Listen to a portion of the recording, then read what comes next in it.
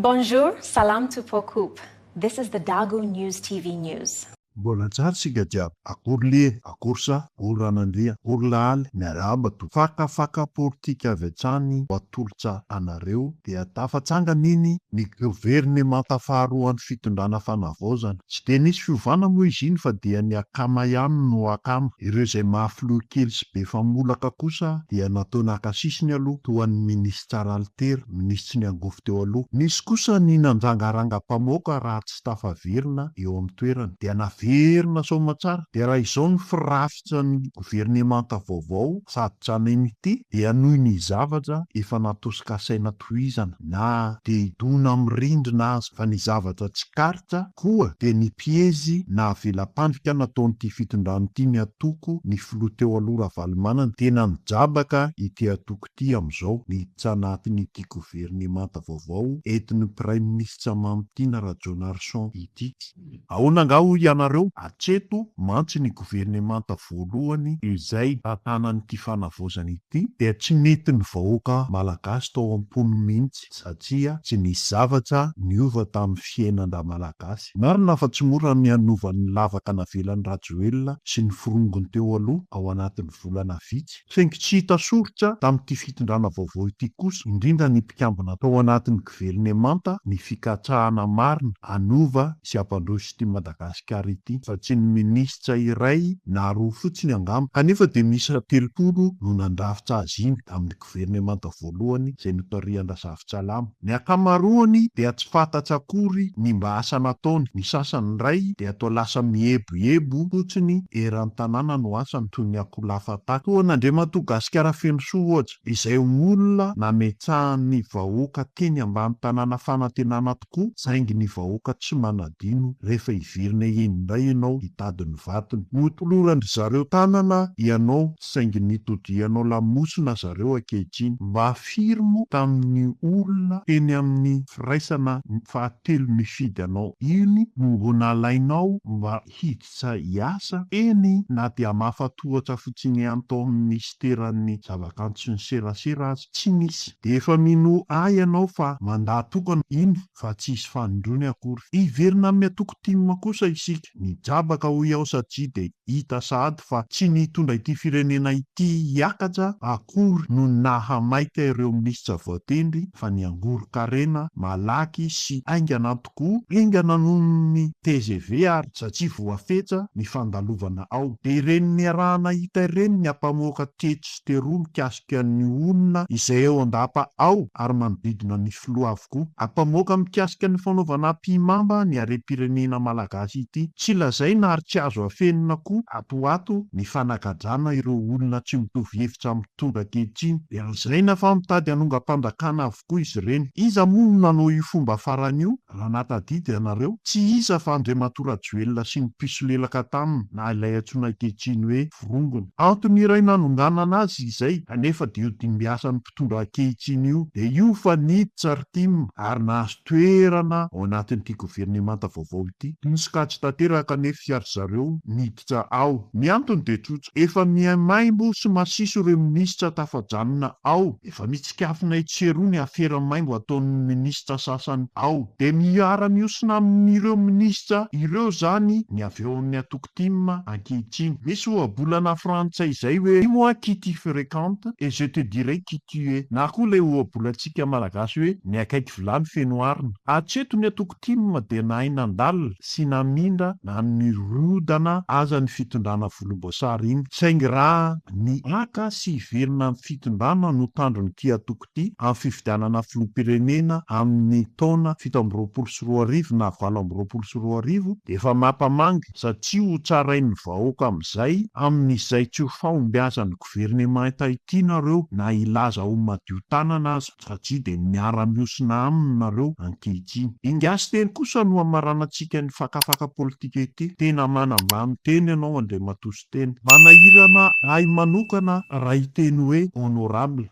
Iza koa moa no nivoahan'ity honorable ity. Zahay vahoaka no nametsaka anareo solombavam-bahoaka ireo aminay dia ataonay amin'ny teny tsotra fotsiny hoe Andriamatoa solombavam-bahoaka sy teny na Ramatoa solombavam-bahoaka izao tsy honorable tsy tafapetsaka teny nareo ary tsy nazo anisy samboady iny raha tsy zay no nifidy anareoko. Rehefa tonga eo nareo dia lasa zay andeha izay no isilelaka iteny hoe honorable tsy ato atsona fotsiny hoe Andriamatoa solombavam-bahoaka miampy ny anaranareo. De izao no tianay ambara mombanao Andriamatoa sy teny solombavam-bahoaka avy any atsimo. Lohany antenimieram-pirenena ianao nahoda. Ino ndeha anambany tena nanao levy tamin'ny Facebook toy la hiariko falisy sy hialy amin'ny kolonely Patrick ty va? Le plasinao io sy teny tsy miendriky raha nataonao iny tokony hijano ho metra ia. Zao kabera toy lasa brake aminao any. Anao tsy olo blanche komineze. I kolonely ty miafy ory iha. Le matahotsy ty aina izy le baba. Ia io tsy miafy fa manino manakarama mercenaire vadimery iamby. Donc tsy matoko malagasy koa iha io nahoda. Hajao soa ty plasy fefa maro no mitaky handava izy io. Zahay amin'ny Dag News TV ty tsy manohy tsy fitondra no tsy manohy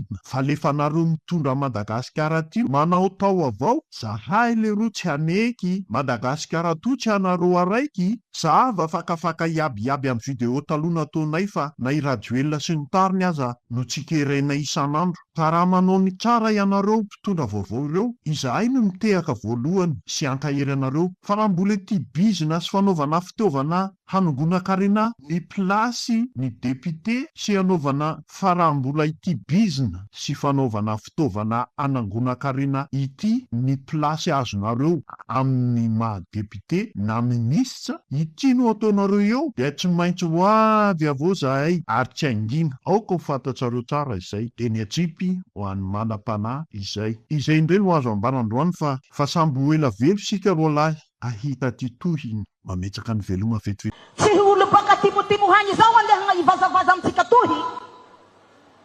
Tsy olo baka timotimo hany zao andeha kadalatsika tohy. Ataoko amin'ny volon'andro tsara baka hafa amin'ny lavaka sopiny. Asa manaiky rebereben'olo tsika, omena vary kely, omena vola kely, omena zavatra kely, dia iny atao hoe fanatonana ny fahamarinana. Fa izahay ireo tady ity io ary jereo daholo ny tarehan'ireo olona rehetra miaraka aminay ireo fa izahay androany tsy menatra. Reo izahay ireo avoy Facebook zay, avoy gazety zay. Reo tare rehetra zitanareo arinako reo miado amin'ny fahamarinana. Bandoro zany nasanina maty batsirana. Ny tsy mety teto amin'ny firenena. Misy matahotra gagazo, fa reo tsy natahotra reo frérot, reo Kriston Tabery. Zay tsy matahotra an'izany satria iado amin'ny fahamarinana no atongavana eto. Ka aoko tsika tsy ho voafitaka amin'ny Facebook, aoko tsika tsy ho voafitaka an'ireo orange zay mbola mielonelona eto Madagasikara. Ary androany dia ambaranay fomba ofisialy. Andray fepetra zay, ny makasika an'ireo compte fake. Andray fepetra zay, ny makasika an'ireo solombavam-bahoaka izay mbola miray tendro amin'ny orange sy ny vorongony.